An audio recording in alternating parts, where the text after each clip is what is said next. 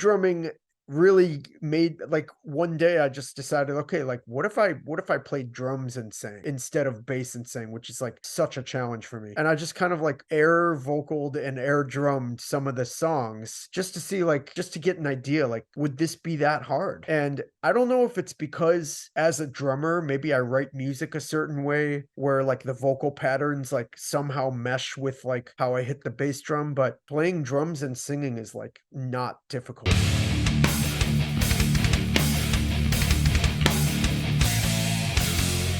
What's up, everybody? It's Keefy at GhostCultMag.com, and I am joined by John Hoffman of Stomach. How are you doing, John? I'm fantastic. Thank you. Fantastic, as am I, actually. Great to chat with you this evening. I'm really excited about the debut album from Stomach. We've been circling this band for a few years with some EPs, and now the debut album, Parasite, is coming out on a very cool underground label, which I want to ask you all about them, too. But, first and foremost, it's been a crazy couple of years. I think most people will know you from your previous bands, especially Weekend Nachos, which I said offline what a fan I was. But, give us a little comic book origin story, number one. How did you and Adam come together and form? So Adam is the original drummer of Weekend Nachos. So I've known Adam for 20 at least 20 years now, because the Weekend Nachos is actually coming up on 20 years, like as an anniversary. And I knew Adam like maybe 2 or 3 years before that. So I've known Adam since the early 2000s. I think I met him when I was first going to school at Northern Illinois University in DeKalb, home with Charles Bronson. He was just like a local towny guy that was like booking hardcore and metal shows, and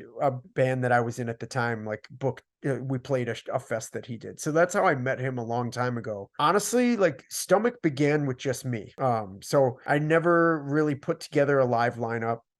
We put something together for our first show where Adam was going to play guitar and I was going to play, and I played bass and sang at the first show. And this dude, John Finaldi, played drums. He's been in like Chicago bands. Kung Fu Rick was like his main band that was like a big influence on me. So we put together this lineup for our first show, and I wasn't really feeling how it felt to like play bass and do vocals. Like I just kind of suck at that. And I felt that I sucked at that at this first show. And so I still needed a guitar player, because there's no way, if I can't play bass and sing live, there's no way I'm going to be able to do guitar. So I thought of an idea to play drums and do vocals live. And I decided, okay, Adam's going to stay. For the most part, Stomach is Adam and I. And that's just old friends bringing people back in. I think a lot of musicians can relate to this. When you have like people you've played with in bands that did well or you just got along with, it's like you're not really looking for new people. It's like whoever you can keep playing with is kind of like, I mean, at least that's how it's always been for me. It's kind of like a loveless marriage, as long as you can keep it going for the sake of the kids or the music. I love the humility there, and I Yeah, appreciate that. seriously. I appreciate that backstory. And Chicago, man, the underground. I don't want to say incestuous, but it's so long running and so many permutations of different bands. And the Metal Archives. I don't often give them a shout out, but let's give them a shout out. If you go to Metal Archives and see like just one of those bands of the last 25 years, it's like past members, other bands, that's not a good explanation of English at all, but like, you know what I'm saying. Yeah, of But yeah, course. man, this, so Parasite, right? This record, dance, it's so sludgy and drony, and I think that's probably what you were going for, not too unlike other stuff you've done before, but also like a lot of new areas. And I think this is an album that's going to reward people who are patient and want to like really spend time and just soak it in. It's not like I'm going to listen to this go to the supermarket and put this record on. I think it's like a record put on, put on the vinyl.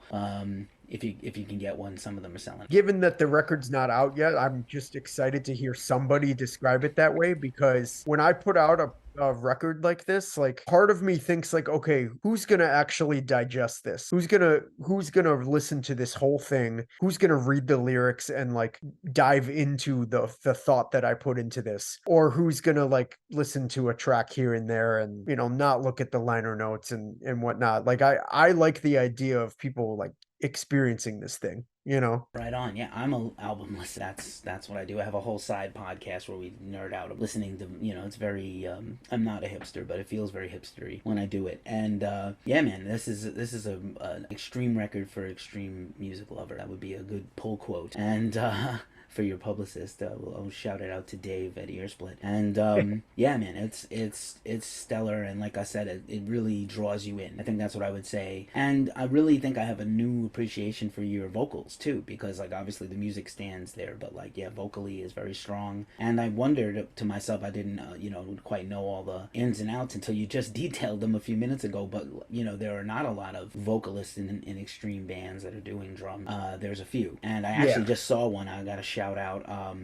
Funeral Leech, who I saw open for Mizmore, Brooklyn, when I was in New York recently, and their vocalist just blew me away. Really wasn't too familiar with, and I really liked their live performance. Sold me. So I know you have a lot of experience, multi-instrumentalist, this, that, and the other thing. So in terms of expressing this album when you go to play live, I know you have a show this week. This interview will run much later. I'm sure you're gonna do more shows hopefully, but like yeah, was it like obviously it was a challenge for you didn't want to be a front person necessarily at the front on bass, but like obviously drums is a little more. Yeah, that's pretty much hits the nail on the head. So I do a lot of air drumming. It's like 24/7, like I'm deranged. Like I've got a song playing in my head, a riff going at all times, and I'm like air drumming to it no matter where I am. Causes problems at work, causes problems at home. It's like a sickness.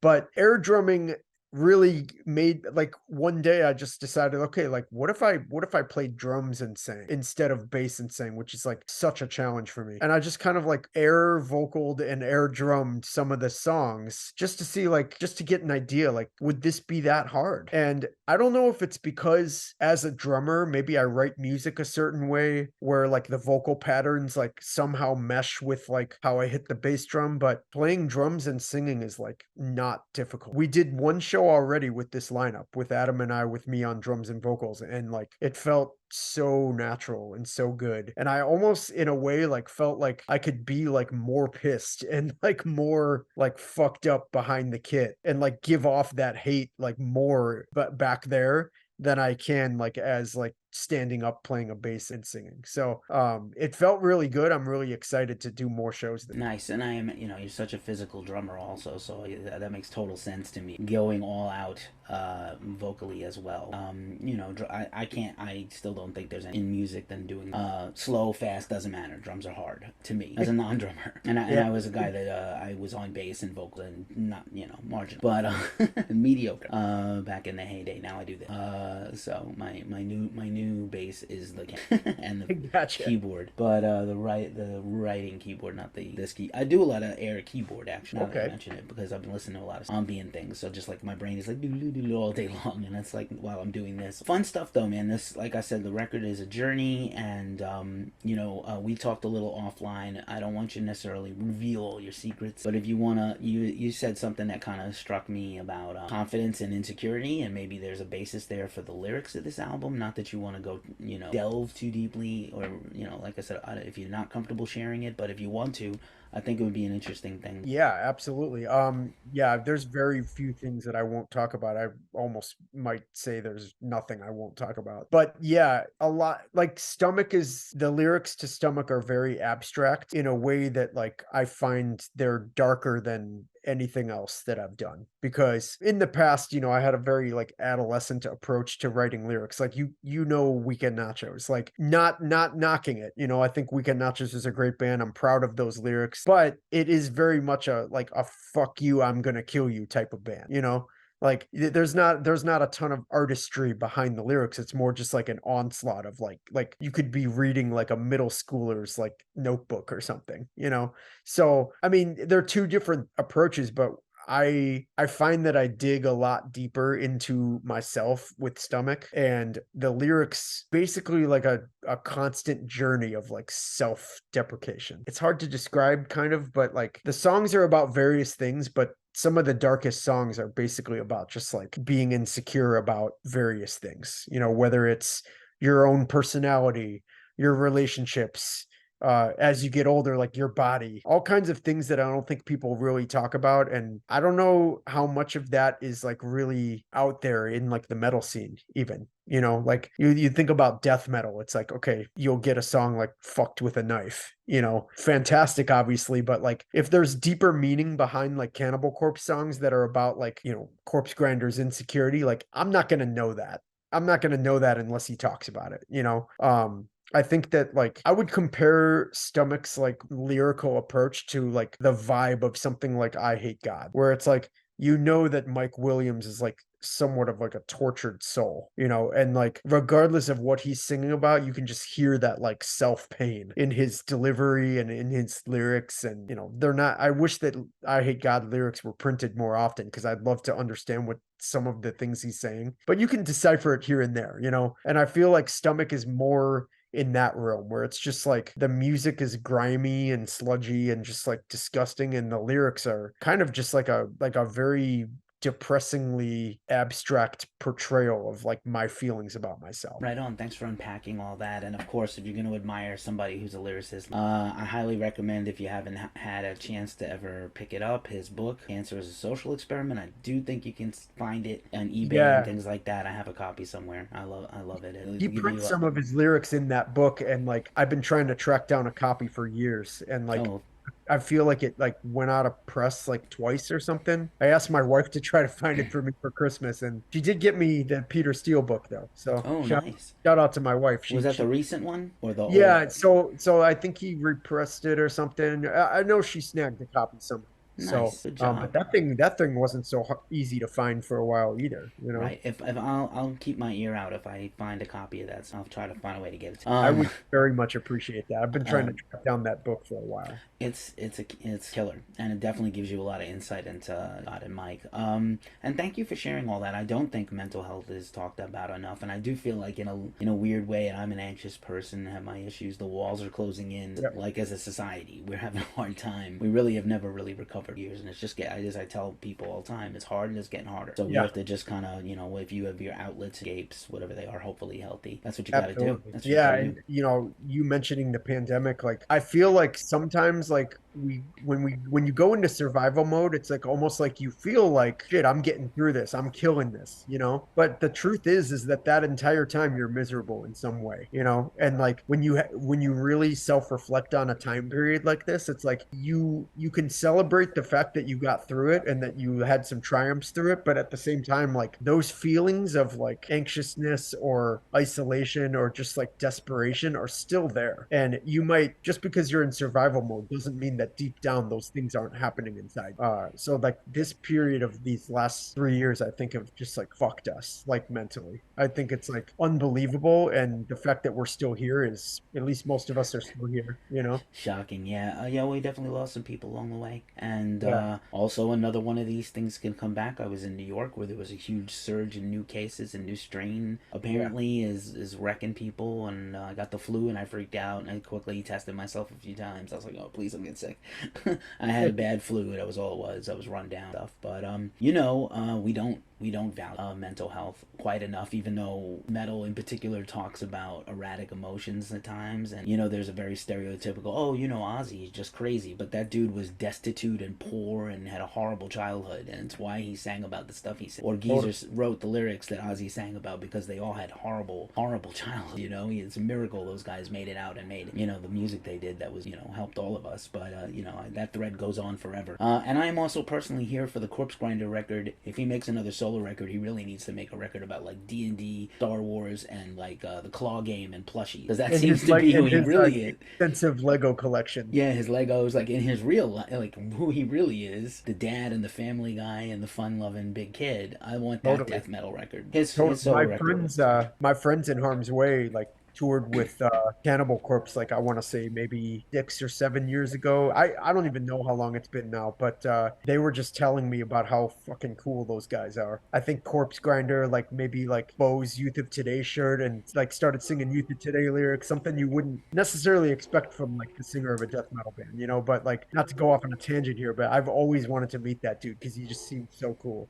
He's the nicest. I met him. Yeah, I met Barnes a couple of times too. He's nicer in person than. I'm glad you mentioned Harm's Way, who have a record out. We're recording this week, and like I said, the Chicago scene is so inspirational and so multifaceted. Who was like the? I don't know if you're originally from the Midwest and Chicago, but like, was there an original band, or when you were coming up and beginning to play, was there like you looked up to in the scene that inspired you or continue to? Yeah, this is kind of like out of left field, but I would say the first band of that like that I could think of was probably 88 Fingers Louie. I don't know if you remember them. The first band that crossed over to me, like they had that appeal of being like a bigger like Fat Records band, or Hopeless Records, I guess, at the time, but at the same time, like I knew them. Like I knew the bass player. Singer Dennis would like see me and recognize me from shows and be like, hey, what's up, man? Like it's like they were the first kind of band that I thought of as this huge band that also like crossed over the line, and like we're still just like dudes. That them being an Illinois band, like that was like the first band I really looked up to, but they also oddly enough taught me that like they're not rock stars either, you know? So that was like a really big important band for me. Another band on like a smaller scale was Kung Fu Rick.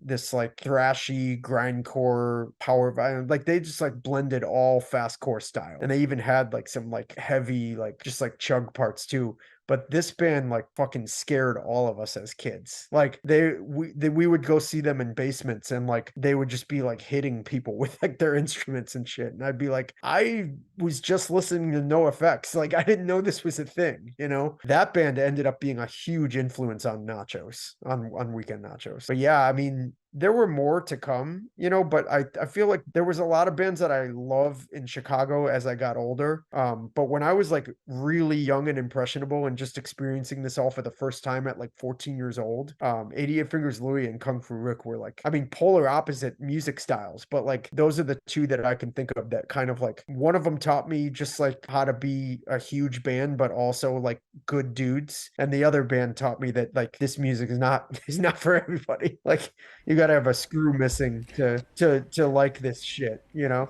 Right on. In another universe, maybe Nachos would have been a Fat Wreck band. I interviewed Fat Mike earlier this year. It was probably like our biggest view of the year, and he was giving me a hard time from the jump. Saw like my battle vest on the wall behind, and he was like, "Oh no, Anthrax, you're a metalhead." It was great though. I went to Warped Tour, and I love a lot of stuff. So yeah, dude, I love No Effects. I mean, I can't say that I've cared about their last like 10,000 records, but I mean, Fat Mike, No Effects, like that was a huge influence on me growing up. Like all of those. I would say up until The Decline. I think The Decline's like the last record I liked. But fair enough. He put a whole genre on his back, and he's partially responsible for Warped Tour. And if you get a chance to go to Vegas, it's not cheap, but I highly recommend that punk rock museum he's involved in. It's amazing. Man, I'd love to go to that. And they have a Chicago punk section, and actually I was speaking of punk, like I said, I was just in Chicago, and reminded me when I came home that I have Gene Ambo's book about At the Metro, right? Heavy Metro is his book. I'm gonna give it a shout out now. I'm gonna probably drop it in a few other things just because I like revisited it a year later. I interviewed him. I used to do some concert photography. We have a whole staff, and I was like, this is a guy who was in the trenches and he didn't care if it was punk or metal, which is unusual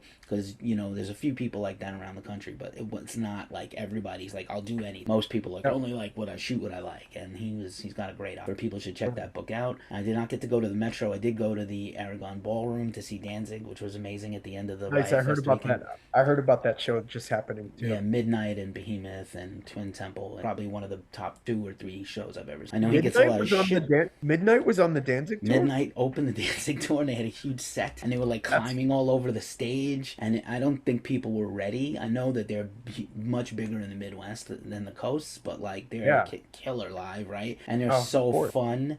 And they really went I got in, I missed like maybe the first song getting into the venue, and came upstairs. First of all, the venue is magical. It's amazing. It's everything, all the live albums I've ever heard of and reviews I read. It's everything it's cracked up to be. And then they killed. They just killed as the opening band. Midnight is so sick.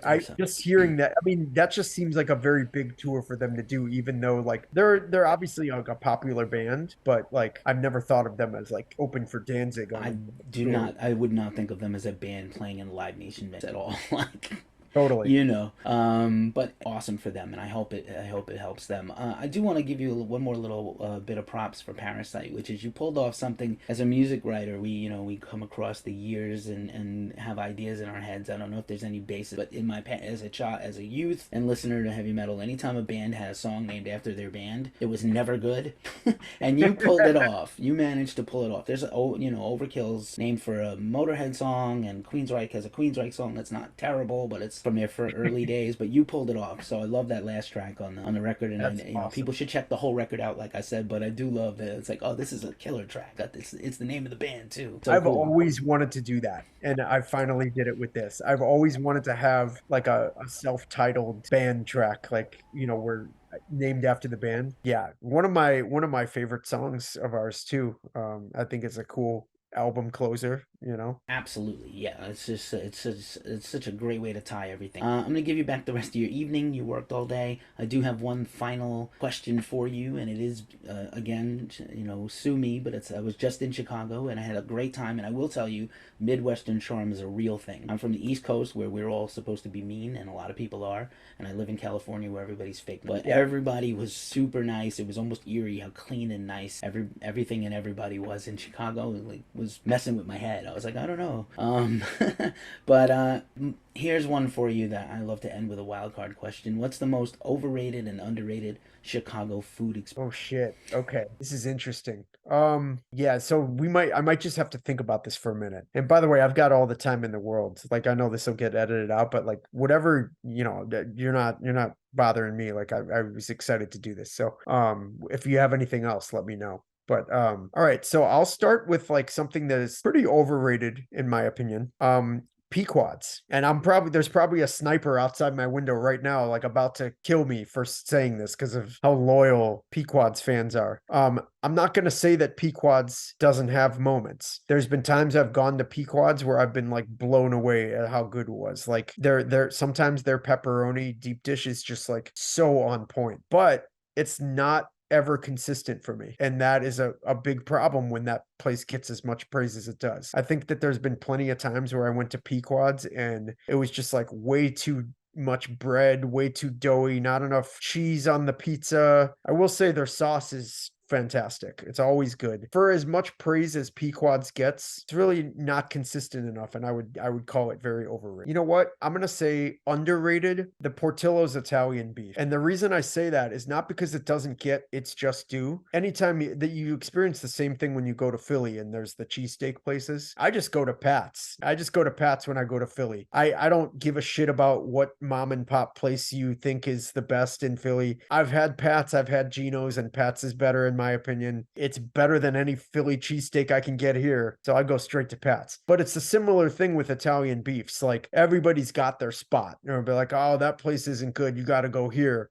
Got to go here for an Italian beef. Portillo's Italian beef is absolutely my favorite and the most consistent sandwich that you can get in Chicago. So I'm going to call it underrated, even though it gets plenty of praise. I'm going to call it underrated because it's like a Midwest chain, but it also happens to be the most consistent and, in my opinion, the best. All right, fair enough. I will say I had a bad experience with Pequods. They messed up my order and then sent me a pie to my hotel unsliced after I had checked out of a hotel before my flight. What am I going to do with this thing? How can I eat this? Like, I don't have a knife and fork on my person, you know? It's like, what do I do with this? And then they screwed up the order and it was like not cooked. So I was pissed and it was not. I heard mixed things about Portillo's, but the next time I go to Chicago, apparently they're starting to franchise out. I heard they're coming to like Vegas, Phoenix, so you know California can't be far behind. I did go to Mr. Beef and it was incredible.